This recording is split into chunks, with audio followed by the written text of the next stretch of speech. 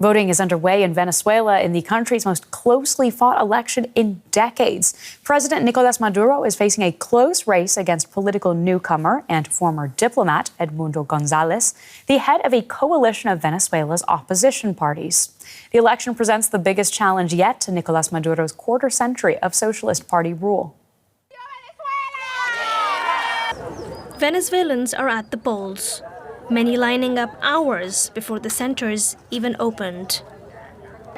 They face a choice between incumbent Nicolas Maduro and his rival Edmundo Gonzalez. Many here are desperate for change. Today is a real electoral celebration because the citizens have decided to take the reins of this country and to assert their rights. This is as far as we have come. We've had enough and will not accept this situation anymore. Maduro, who is seeking a third, 6-year term, also cast his ballot at a polling station in Caracas. I am Nicolas Maduro Moros, President of the people.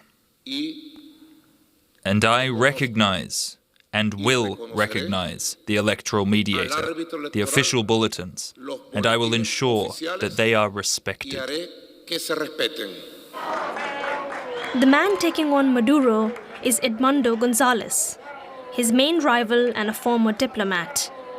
Many Venezuelans are pinning their hopes onto him to oust Maduro from office and deliver respite from the economic crises.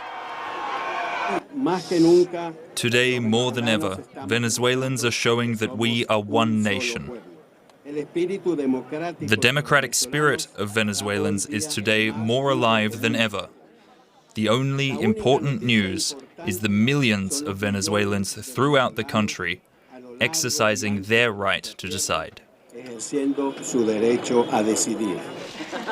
Tensions are high as opinion polls indicate a possible loss for Maduro, who has a highly questionable human rights record and has threatened violence if he loses. With most international observers barred, concerns about the election's fairness are growing.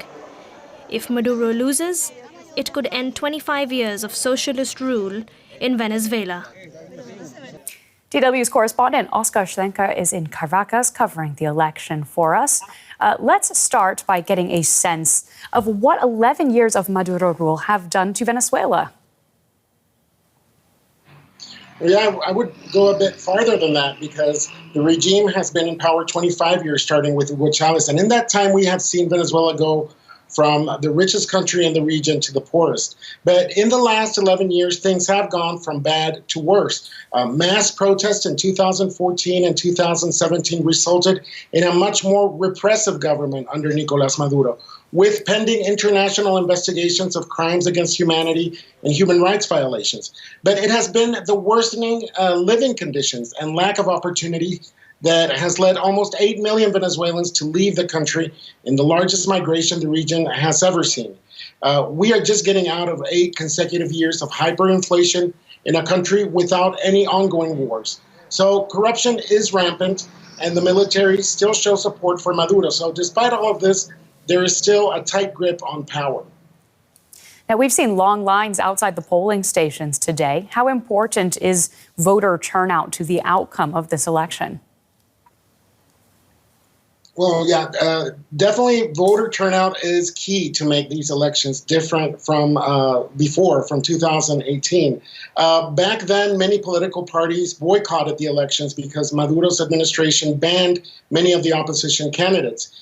Just like this time, but through negotiations, international pressure, and with due credit to Maria Corina Machado's perseverance, this election will be very difficult to steal when so many people are going out to vote, defending opposition witnesses in the voting centers and not letting their guards down. We have also seen the military preserving the peace and responding accordingly in some acts of violence and irregularities. However, Chavismo is unpredictable. And until the Electoral Council doesn't give their results, we will not know for sure what the outcome of this election will be.